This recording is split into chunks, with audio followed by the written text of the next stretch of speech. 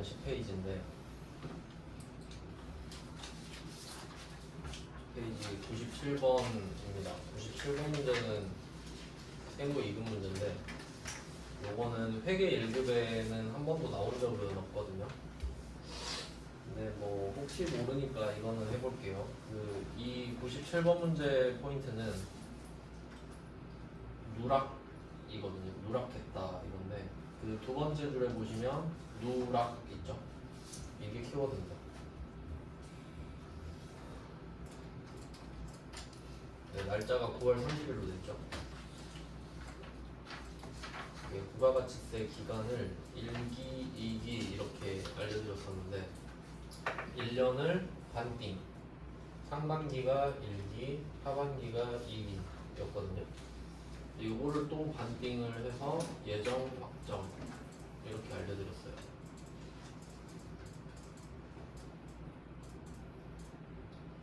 이런 식인데 근데 지금 날짜를 보시면은 9월 30일로 돼 있잖아요. 9월 30일이면 딱 2기 예정에 해당됩니다. 7, 8, 9 마지막 날이니까. 그럼 이건 2기 예정 때 신고를 해야 되거든요. 우리가 뭐 신고를 아직 배우진 않았지만 절차상 그런데 근데 9월 30일에 돈 쓴 거를 빠뜨린 거지. 누락 해야 되는데 이때 안 한 거죠. 그럼 이게 1년에 신고를 4번 하는 건데요. 예정, 확정, 예정, 확정 이렇게 4번 해요. 그러면 2기 예정 신고에서 빠뜨렸지만 시간이 지나면 2기 확정 신고 기간이 또 오죠. 근데 어차피 2기 예정이든 2기 확정이든 너도 2기 나도 2기잖아요. 그러면 이 누락분을 여기 확정 때 같이 해라 이거거든요. 뭐 그런 느낌이에요 지금. 아이 뭐 빠뜨릴 수도 있지. 확정 때 같이 해라. 어차피 예정 아니었냐 이런 거거든요. 그걸 하는 거예요. 네, 조금 입력 방법이 특이한데 한번 해보겠습니다. 그러니까 지금 날짜가 9월 30일인데 이미 지금 10월이 넘은 거예요. 10월이에요 지금. 하지만 세금 계산서 날짜가 9월 30일인 거죠. 해보겠습니다. 9월 30일. 오늘이 9월 30일은 아니지만 그 날짜 때 샀으니까 유형은 여기도 종이 세금 계산서가 나왔네요. 근데 어차피 세금 계산서고 또 똑같은 직원 밥 사주는 거네요. 이거는 51번, 이번은 800번 공유된 및 경영지원팀입니다. 아까는 공장직원이었던 것 같은데 금액은 100만 원을 쓰겠습니다.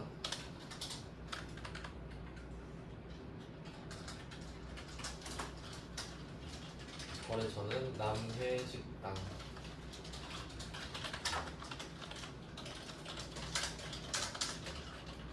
전자는 0번이죠. 0번하고 넘어가시면 됩니다. 네, 그 다음에 분계는 전액 외상인데 지금 이거 답이 미지급분이죠. 원재료 아니니까 혼합 하겠습니다. 혼합.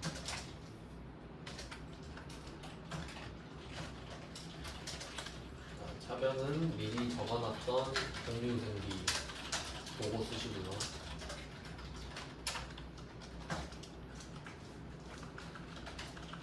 대변은 미지급분. 뭐 이것까지는 평범하죠. 근데 문제는 오늘이 9월 30일이 아니라는 거거든요. 그냥 얘는 후속 조치를 해줘야 돼요. 이것 때문에 한 번도 안 낸 것 같은데 뭐 이제 낼 수도 있다고 봅니다. 그러면 얘는 그 붕괴를 다 하고 위로 올라오면 이렇게 줄이 하나 쳐져 있죠. 이 상태에서 위에 F11번 간편집계라고 있는데 옆에 콤보 상자를 누르시면 여기서 예정 누락분이 있습니다. 이걸 눌러야 되거든요. 근데 안 눌러지죠. 이때는 이 붕괴된 거를 한번 클릭해 주세요. 아무데나. 그럼 금액을 클릭할게요. 공급가액. 그럼 얘만 잡히죠? 이 상태에서 한 번 더 해도 돼요. F11번 간편집계 옆에 콤보 상자. 다 활성화돼 있죠. 네, 뭐 이런 식으로 그러니까 어렵진 않은데 모르면 그냥 틀리니까 그냥 한번 해보는 겁니다. 혹시 모르잖아요. 그럼 예정 누락분 이렇게 클릭을 했어요. 자, 그럼 지금 예정 때 빠뜨린 거, 그러니까 예정이 지금 10에서 9예요. 요거를 빠뜨린 거를 10, 12 할 때 하겠다는 소리죠? 그 밑에 확정신고 개시 연월이 있잖아요.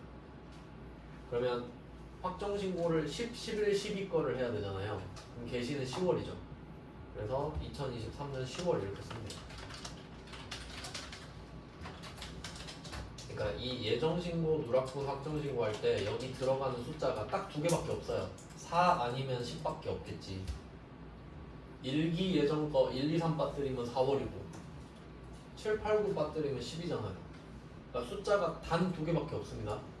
다른 숫자는 절대 들어갈 수 없죠. 네, 이 정도면 나오면 풀 수 있죠. 빠뜨렸을 때 확인하시면 돼요. 누락이라고 떠요. 그러니까 이것 때문에 이 문제를 낸 거거든요. 그러면 신고서에 저절로 반영이 됩니다. 그리고 아래쪽에 98, 99, 100 얘네들은 어려운 문제예요. 얘는 절대 안 나올 겁니다. 그냥 참고하시고 그 주식과 관련된 거, 주식 발행 이것까지는 절대 안 낼 거라고 봅니다. 회계 1급에서 넘어갈게요. 11페이지입니다.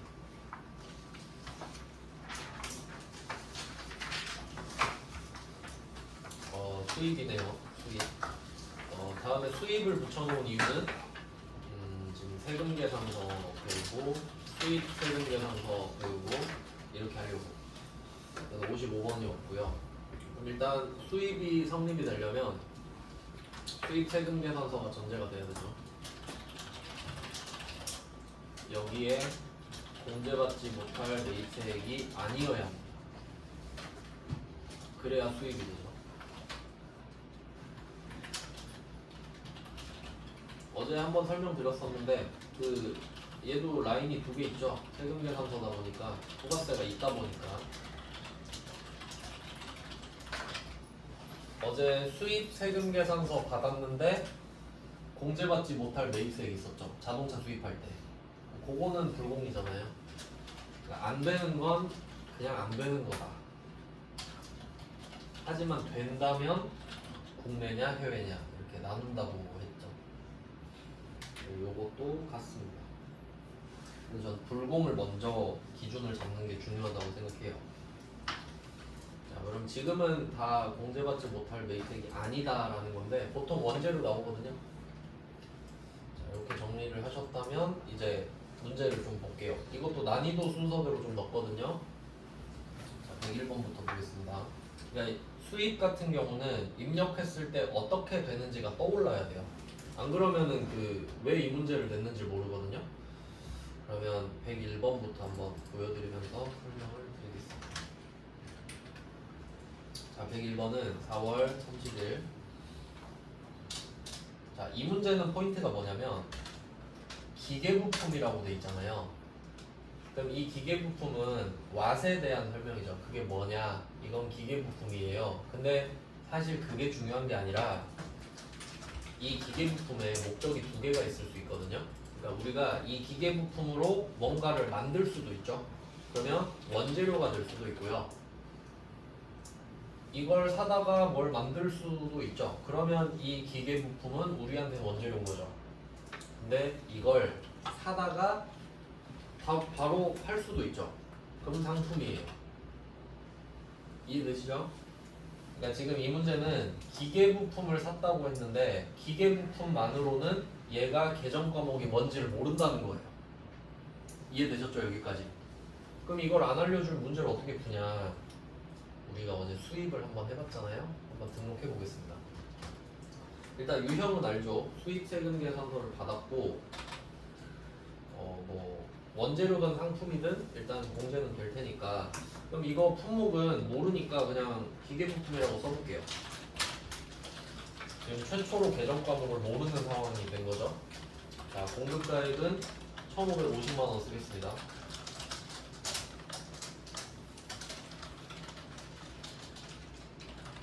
이 돈을 지금 내진 않습니다. 아시죠?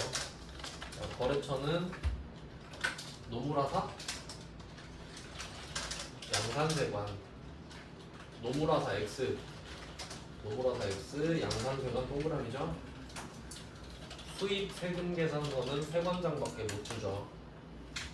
양산세관입니다. 노무라사 쓰고 틀리는 경우 많겠죠. 자, 그 다음에 전자. 전자는 뭐 당연히 주겠고요. 전자. 그 다음에 붕괴는 자, 보통 예금이면 선택권 없죠. 혼합이라는 말이에요. 혼합. 자, 그리고 봅니다. 수입은 어차피 부가세밖에 안 뜨죠. 그러니까 계정 과목 알 필요 있나요? 없잖아요. 그러니까 안 알려줘서 그래요.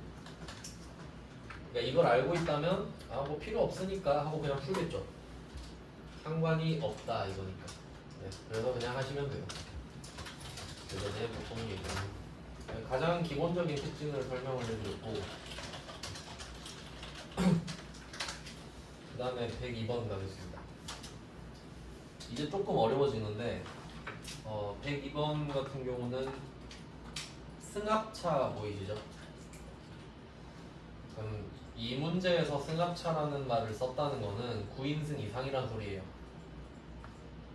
부가가치세법상 9인승 이상이란 소리예요. 매입세 공제가 가능한이라고 했으니까. 뭐 그러면 되겠죠? 그러니까 만약에 이 차가 뭐 8인승짜리를 샀다 그러면 불공이죠. 하지만 공제가 가능한 거니까 수입이 된 거예요. 수입세금 계산서를 받았으니까요.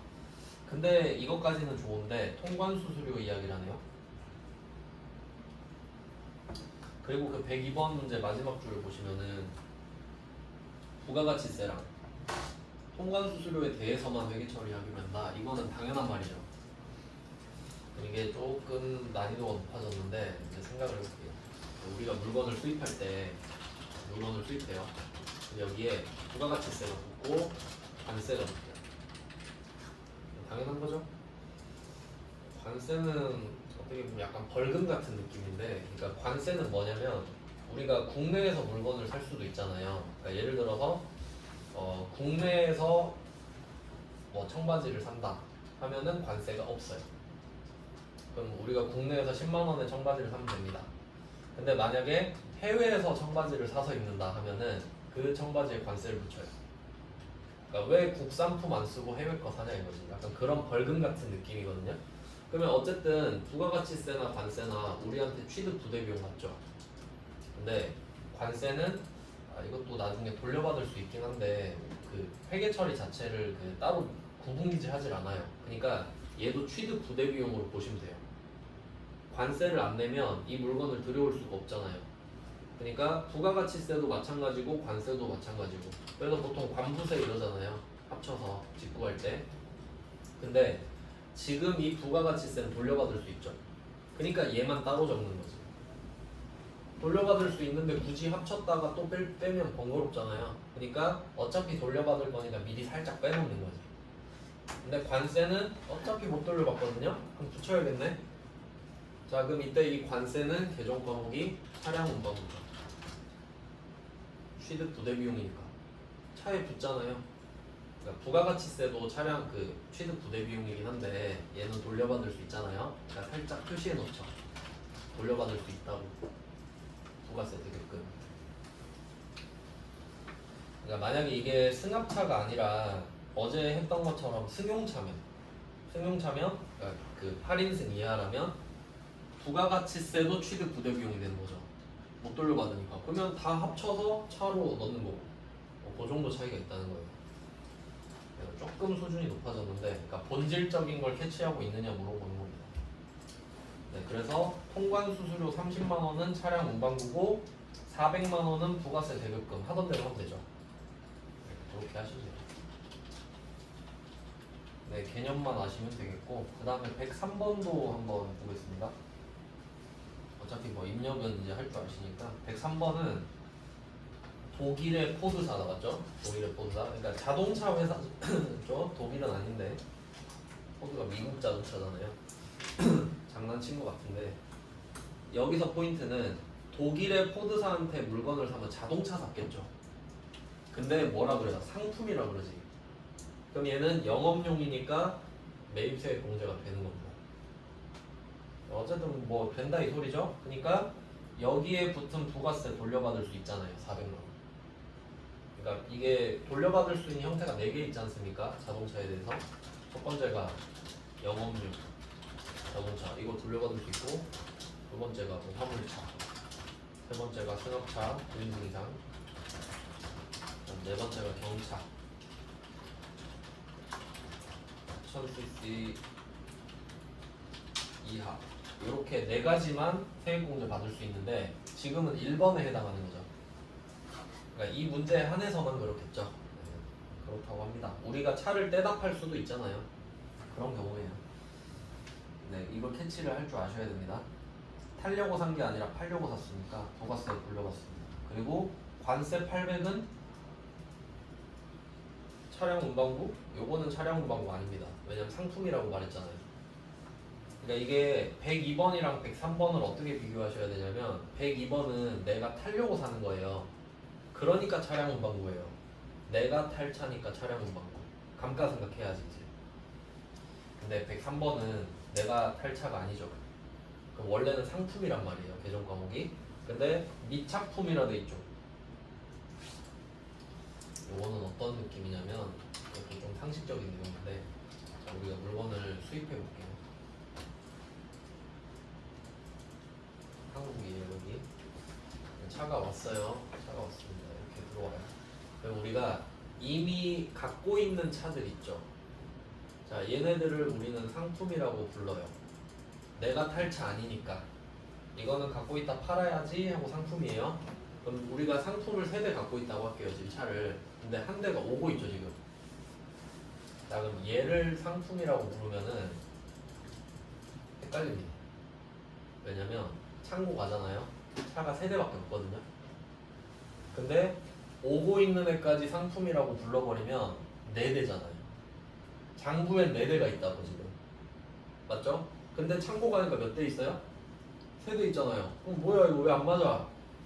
한 대 오고 있어요. 그럼 맨날 귀찮죠? 야, 그럼 올 때까지 얘 이름 바꿔 미착품으로. 이렇게 해놓는 거지. 그러니까 이게 그거예요. 여러분 지금 오고 있는 택배. 오고 있는 택배. 오고 있는 건 오고 있는 거고 온 건 온 거죠. 그 구분하자고. 그러니까 오고 있는 건 아직 도착 안 했으니까 미착품이라고 해놓자. 그럼 얘가 도착하면 어떻게 돼요? 미착품을 상품으로 이름만 바꿔주면 되지. 일반 정표에서. 네, 그렇게 좀 이제 좀 구조가 잡히시나요? 그래서 그러라는 거예요. 그러니까 얘 본질은 상품이 맞죠? 근데 헷갈리니까 미착품으로 해라 이 말이지. 네, 그 뜻입니다. 그럼 여기서 미착품으로 하세요라는 말이 없으면 그냥 뭐 상품으로 하셔도 되겠죠. 그게 답이겠죠. 내가 했으니까 미착품으로 하면 돼요. 그러면 여기서는 400만 원은 똑같이 부가세 대급금이고 800만 원은 미착품이죠. 102번은 400만 원이 차량 운반부였죠. 아니 30만 원이 차량 운반부였죠. 근데 103번에는 관세 800이 미착품이라 이거지. 똑같은 자동차인데.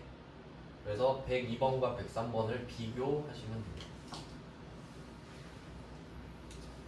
네, 그렇게 하시면 되고, 그 다음에 104번도 한번 볼까요? 자, 104번. 요거는 조금 세무 1급이라 퀄리티가 높은데, 근데 풀 수 있어요, 이거는. 자, 잘 보시면은 인천 세관장 수입 전자 세금 계산서 나왔죠. 그러니까 이제 다 아시겠죠? 여기 있는 거래처 다 X표인 거. 독일의 포드사도 X, 미국 에너하임도 X, 다 X. 세관장이 거래처니까. 그럼 똑같거든요. 근데 여기서는 관세 50만 원이랑 통관 수수료 이야기라고 있죠. 그럼 얘네 둘 다 부가세 아니잖아요. 그러니까 부가세는 50만 원이 따로 대급금으로 들어갈 거고, 관세 50이랑 통관 수수료 15만 원은 취득 부대 비용이잖아요. 그러니까 원재료죠 원래. 근데 오고 있는 원재료가 헷갈린다 이거지. 그래서 미착품으로 해라. 그러니까 얘도 미착품. 네, 수입도 좀 장난치면 이렇게 낼 수 있어서 자세히 좀 해봤습니다. 다음 문제로 갈게요.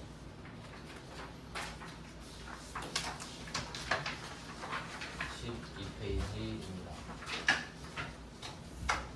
그리고 최대한 좀 실제 상황을 알려드리고 싶어서 이 문제도 한번 넣어봤는데요. 이거 함정 문제예요. 105번. 잘 보시면 그림 나갔죠? 수입 세금 계산서인가요?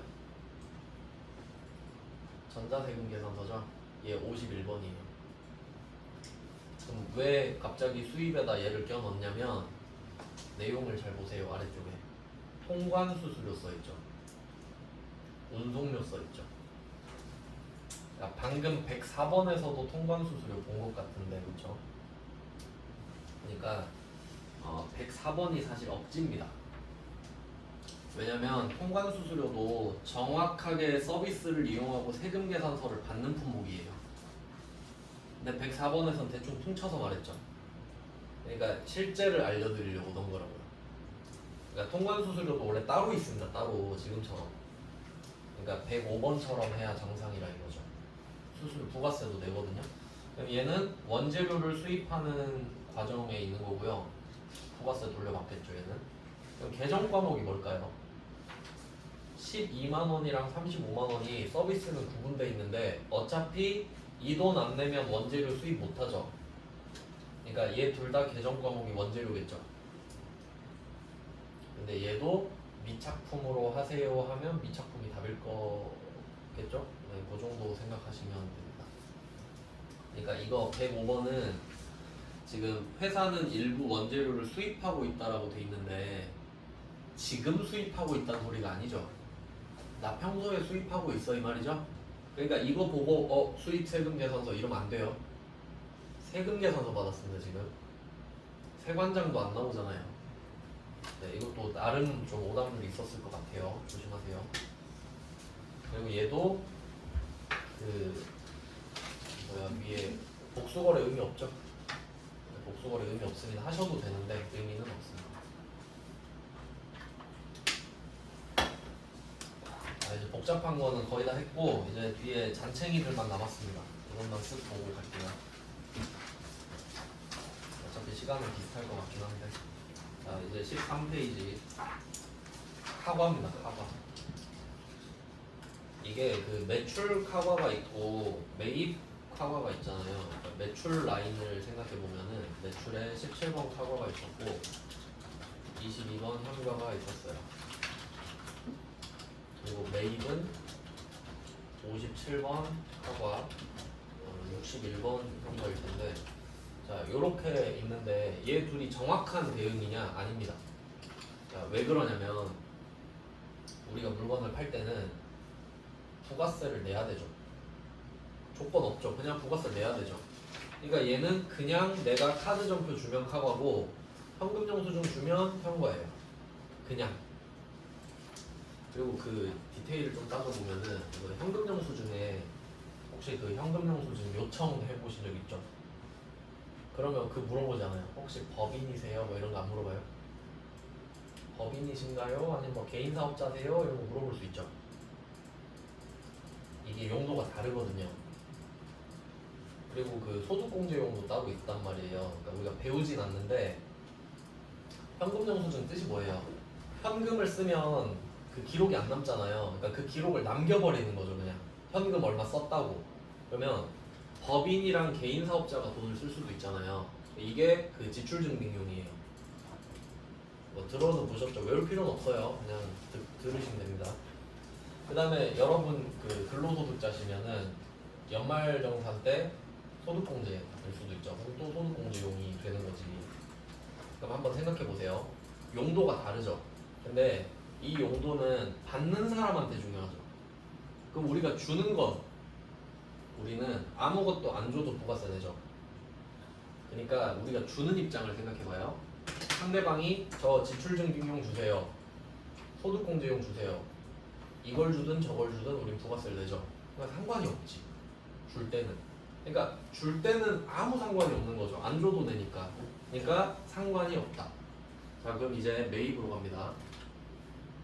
자, 우리가 지금 받는 거잖아요. 그럼 일단은 이 상대방이 세금 계산서를 줄 수 있어야 돼요. 그러니까 우리는 그냥 주면 매출 카바잖아요.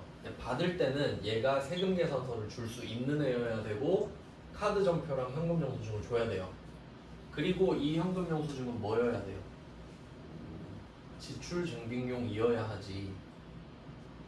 우린 법인이니까. 그러니까 이 구조를 이해하셔야 된다고요. 알겠어요? 지금 이게 막 외워서 하는 공부가 아니라 지금 실제 상황을 설명드리는 거예요. 그러니까 이거 잘못 받으면 진짜 돈 날리는 거란 말이에요. 그러니까 이 구조를 이해해야 되지, 맞죠? 그러니까 우리가 법인이잖아요. 그럼 비용 처리를 하고 싶으면 지출증빙용 받아야 되는 거 맞죠? 개인이 아니잖아요. 개인 사업자면 그럴 텐데. 그러니까 이 매입은 복잡하다 이거지. 그러니까 얘가 성립이 되려면 상대방이 세금 계산서 발급 가능 사업자여야 돼요. 맞죠? 그리고 지출 증빙용이어야 돼요. 이렇게 돼야 된다고요. 물론 세금 계산서도 받으면 안 되죠. 세금 계산서를 받으면 51번 아니면 54번이잖아요. 그러니까 그런 상관관계를 잡는 게 되게 중요해요. 이거를 잘못 알면 세금 더 내고 그런 경우가 있으니까. 네, 이렇게 그러니까 중요하죠? 그러면 또 생각을 해봅시다. 우리가 세금 계산서 발급 가능 사업자가 아닐 수도 있잖아요. 대표적으로 이전 연도 공급 대가 4,800만 원 미만의 간이과세자. 실제로 그 부가세 신고할 때 보면요, 우리가 이런 사람한테도 돈 쓸 수 있잖아요. 그러니까 뭐 카페 같은 데서 돈 쓰고, 그럼 실제로 신고할 때 아예 공제로 못 바꿉니다. 간이과세자라고 찍혀 있기 때문에. 그러니까 알고 계셔야 되죠. 네, 그러면 이때 이 사람한테 우리가 현금 영수증을 받을 수도 있잖아요. 그럼 어차피 못 돌려받죠, 부가세. 그럼 얘는 일반 종표입니다. 그러니까 이게 세금 계산서를 못 주는 사람한테 현금 영수증이랑 카드 종표를 받잖아요. 그럼 그 상황 자체가 불공제 상황이잖아요. 못 돌려받는 거니까. 네, 그러니까 일반 종표지. 네, 이렇게 정리가 됩니다. 매입 쪽은 차이가 나죠? 그러니까 매출 쪽은 내가 증빙을 주든 안 주든 부가세를 내는 거고요. 그러니까 팔 때는 무조건 매입 매출 점표지. 근데 살 때는 누구한테 받았냐가 부가세를 돌려받을 수 있는지 없는지를 결정하죠. 그러니까 중요하지. 네, 그렇습니다. 네, 그럼 한번 볼게요. 이것도 뒤에 나와요. 일부러 넣어놨죠. 그러면 지금 57번 카과를 한다는 소리는 이거 깔고 가는 거예요. 이 두 개. 전제입니다, 전제.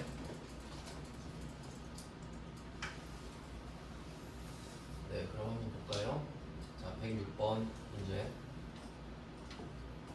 네, 기계장치 구매 계약을 체결하고 우리 카드로 결제를 했네요. 그러니까 이것도 특이한 게 계약만 해놓고 세금 계산서를 카드 점표 그럴 수 있죠. 결제를 했으니까. 그러면 이때 상대방이 세금 계산서를 줄 수 있는지가 중요하거든요. 근데 잘 보면은 상대방 이름이 뭐예요? 주 협성이죠. 이 주가 무슨 뜻이죠? 주식회사죠. 그러면 회사는 법인이죠. 법인은 일반과세자죠. 일반과세자는 세금 계산서 줄 수 있죠. 그러니까 이렇게까지 가는 거지 원래는. 근데 어차피 가보면 뭐 법인 이렇게 찍혀 있어요. 사업자 등록 조회하면 그냥 데이터가 아예 남습니다. 그냥.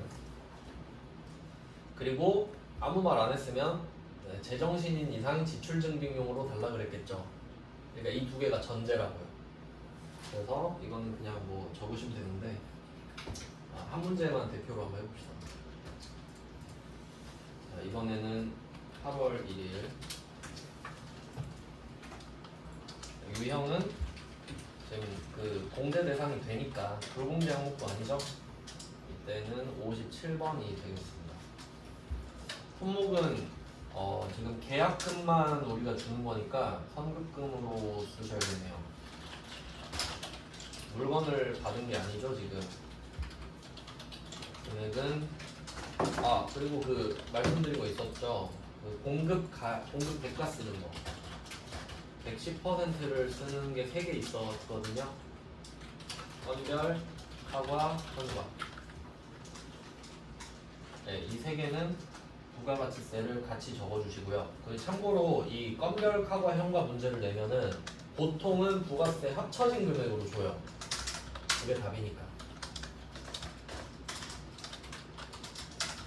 잘못 써도 F5번으로 지우고 다시 쓰면 된다고 했죠. 합성. 자, 카바를 골랐으면은 카드는 뭐 100% 전자기 때문에 전자 필요 없고 전자 안 골라지죠? 밑에 카드니까 카드사를 골라라 돼 있는데 실제로는 골라지거든요. 근데 우리는 등록 안 했으니까 내려갈게요. 근데 4번 하겠습니다. 혼합으로 하셔도 되고 지금은 카드 결제니까 카드가 되는 거예요. 혼합으로 하셔도 됩니다. 당연히. 그러면 상품을 상급금으로 바꾸고 계약금만 미리 줬다. 그 다음에 미지급금 있는데 여기에 미지급금의 거래처가 우리 카드인 거죠.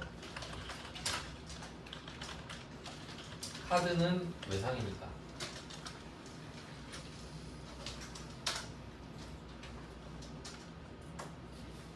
네, 지금 카드군요. 카드는 지출 중립이 있는 거 없죠?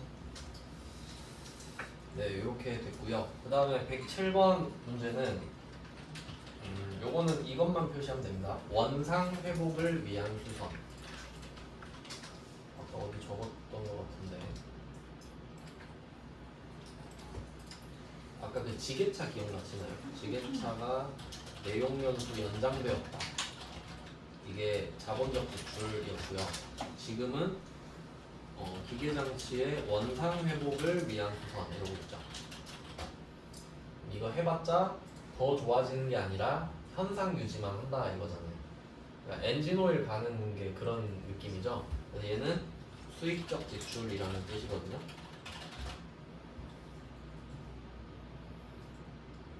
네, 원상 회복을 위한 수선이 수익적 지출입니다. 이제 수익적 지출은 개정 과목이 딱 2개 있거든요. 수익적 지출이 그 자동차면 차량 유지비, 차가 아니면 수선비 2개밖에 없어요. 그러니까 이게 시험을 내기에는 좀 더 좋습니다. 그래서 아까 지게차 뭐 고친다고 하면 자본적 지출이면 차량 운반부, 수익적 지출이면 차량 유지비. 근데 지금은 기계에 대한 수익적 지출이니까 수선비입니다. 네, 시험 내기 좋죠? 그러니까 이게 좀 그 바운더리가 있잖아요. 그럼 만약에 지금 기계 장치의 내용 연수 연장일 수도 있죠. 그러면 답이 기계 장치잖아요. 그러니까 이걸 바꿔서 생각할 줄 알아야 된다고요. 이게 자본적 지출이면 어떨까, 수익적 지출이면 어떨까, 차면 어떻고 아니면 어떨까? 그런 것들 용어까지 확인하시고요. 그러니까 요새는 수준이 조금 올라가서 이렇게 된단 말이죠. 그러니까 옛날에는 자본적 지출이다, 수익적 지출이다 이렇게 냈다면 요새는 내용 연수가 연장됐다, 원상 회복이다 이렇게 된다는 거죠. 네, 뭐 입력은 안 해보셔도 되겠고 넘어가겠습니다. 14.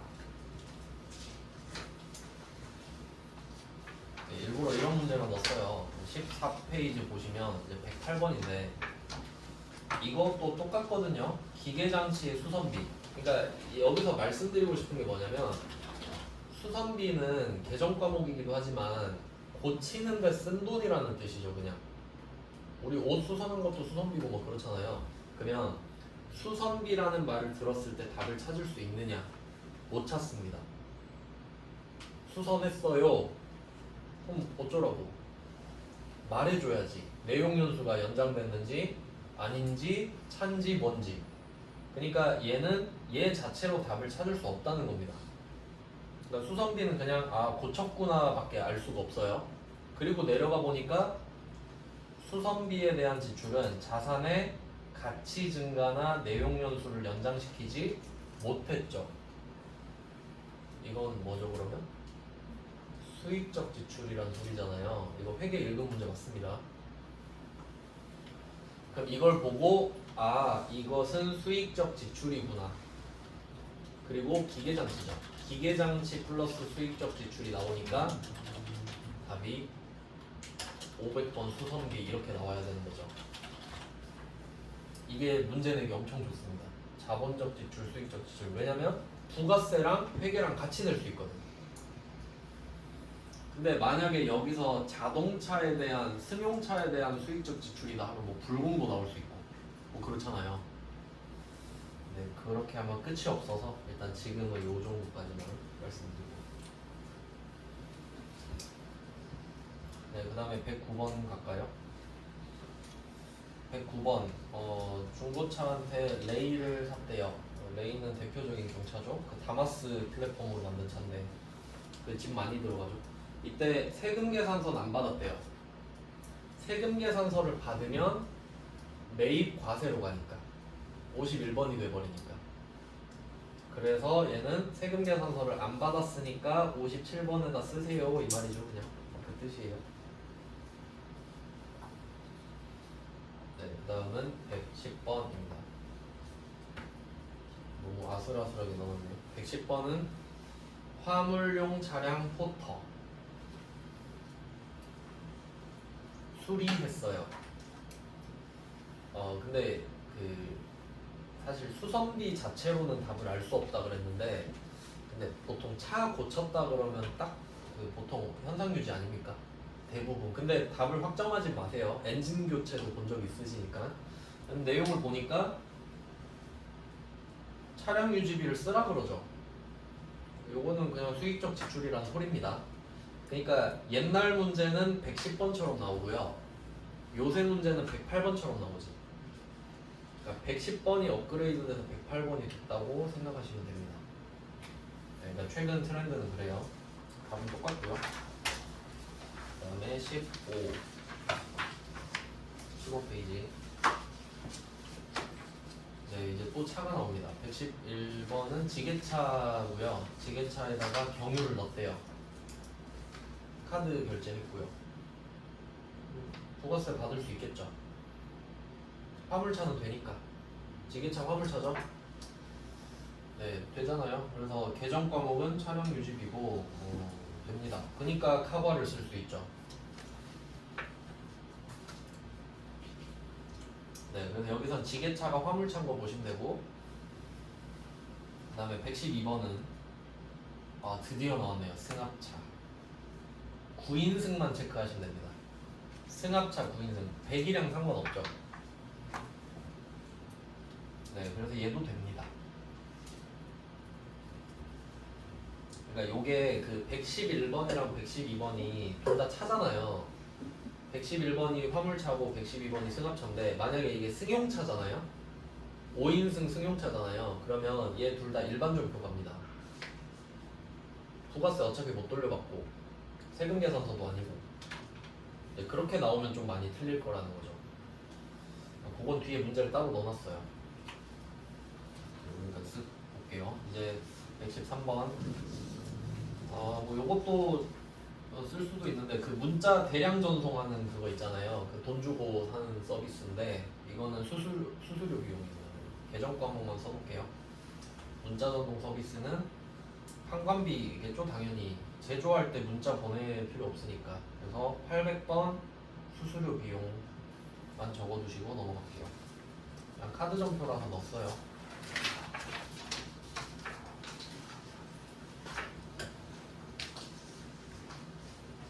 네, 그 다음에 16페이지입니다. 114번은 생산부서 직원 생일 축하. 이렇게 생산부서 직원 생일 축하. 직원 뭐 사주는 거는 뭐라고 안 합니다. 네, 왜냐면 잘 안 사주니까 직원한테. 그 다음에 115번에 영업부서 직원들 회식. 그럼 두 개 느낌 같은 거 아시겠죠? 직원을 위해 쓰는 거니까 되는 거예요. 그리고 그 좀 힌트를 얻자면 114번은 상대방이 일반 과세자래요. 그리고 매입세 공제를 받고자 한대요. 된다는 소리고, 115번은 매입세 공제 요건은 충족한다고 돼 있죠. 그러니까 상대방이 세금 계산서를 줄 수 있다는 소리예요. 이 말이. 그 다음에 116번. 이렇게는 이제 안 나올 텐데, 얘는 직전 연도 공급 대가 7천만 원이죠. 간이과세자인데? 아까 제가 한번 써놓은 게 있는데 간이과세자가 급이 두 개가 나눠진단 말이죠. 그러니까 4,800이랑 8,000으로 구분하시면 되거든요. 그러니까 둘 다 간이과세자예요. 근데 4,800만 원 미만인 간이과세자는 부가세를 아예 안 내요. 걷었는데 아예 안 낸단 말이에요. 그러니까 부가세 내 용돈이거든요. 그러면 지금 용돈을 받고 있어요, 국세청한테. 대신에 세금 계산서를 못 주지. 근데 이 4,800에서 8,000 되는 구간도 있잖아요, 이렇게. 이 사람들은 부가세를 일부만 내요. 아예 안 내진 않고 조금만 내요. 한 뭐 10% 정도? 대신에 세금 계산서를 줄 수 있지.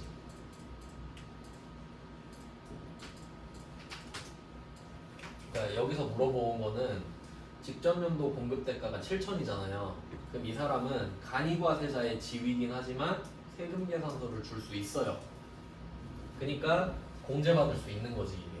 그래서 57번 카거에 들어옵니다. 그럼 만약에 여기서 공급 대가가 뭐 3,800만 원이다 이런 식으로 하잖아요. 그러면 이 사람 거는 안 되죠. 그럼 일반 전표 부가세를 못 돌려받으니까 저절로 찍혀요. 안 된다고 뜨기 때문에 아예. 네, 그렇게 됐고요. 이제 마지막 몇 개만 보면 될 것 같은데. 네, 그래서 뭐 맥락은 다 잡았고요. 마지막 그 형과도 똑같거든요. 형과는 똑같은데. 네, 18페이지로 바로 가겠습니다. 뒤에는 그 설명드렸던 내용이 다 반복되는 내용이라서 한번 쓱 보시고. 자, 18페이지를 보시면 얘도 똑같습니다. 근데 그 강조하고 싶은 게 있어서 까먹으셨을 것 같아서 119번 보시면은 지출 증빙용 현금 영수증 되겠죠? 그러니까 지출 증빙용은 당연한 거예요. 그러니까 소득 공제용이 나올 수도 있다 이런 게 아니에요. 절대 소득 공제용 이야기는 안 합니다. 자, 여기서는 원재료 운반비죠. 계정 과목 원재료죠. 그러니까 부가가치세 측면으로 보면 부가세 돌려받을 수 있죠. 원재료니까. 그럼 회계 측면으로 가면 계정 과목이 뭐냐 이거지. 원재료 사느라 쓴 돈이니까 원재료죠. 안 어렵죠? 상품이면 상품이겠죠.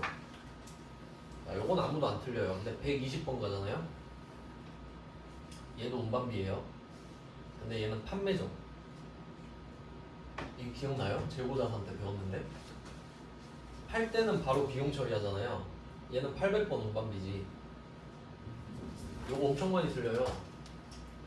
제가 그때 이제 다 까먹으셨겠지만 여기까지만 할게요. 자, 왓이 아니다. 회계는 Y다. 운반비는 뭐예요? 왓이죠. 그럼 뭐야? 운반비요. 근데 그게 아니라 회계에서는 왜 운반비를 내고 있니? 이거죠. 원재료 매입 운반비예요 하면 그럼 원재료 취득 부대 비용이구나. 원재료. 상품 매입 운반비예요 하면 그럼 상품 취득 부대 비용이겠네. 이렇게 가잖아요. 이게 Y 아닙니까? 왜 운반비를 내고 있냐고. 왜? 그럼 얘네들은 취득 부대 비용이니까 자산 맞죠. 근데 이거는 팔았어요. 제품 매출, 제품 상품 매출 이렇게 합시다. 매출은 똑같으니까. 매출했다고 하면 800번 운반비. 이거 재고자산에서 이유도 설명드렸었는데 궁금하시면 영상을 찾아보시면 되겠습니다. 시간이 없어서. 자, 결론은 이겁니다. 이거 많이 틀리겠죠? 그래서 일부러 한번 넣었어요. 상기시켜 드리려고. 그래서 119번은 원재료, 120번은 800번 운반비. 그러니까 이거는 부가가치세랑 별개의 이야기예요. 회계 이야기니까. 그러니까 세법적인 측면은 둘이 똑같단 말이에요. 둘 다 받을 수 있지. 영업이니까. 계정 과목이 달라요. 여기까지 해놓고 내일 나머지도 마무리하고 그 말씀드린 대로 그 부채 붙여야 돼요. 이제 부채 자본 수익 비용 이렇게 하겠습니다. 네, 오늘은 여기까지 할게요. 고생하셨습니다.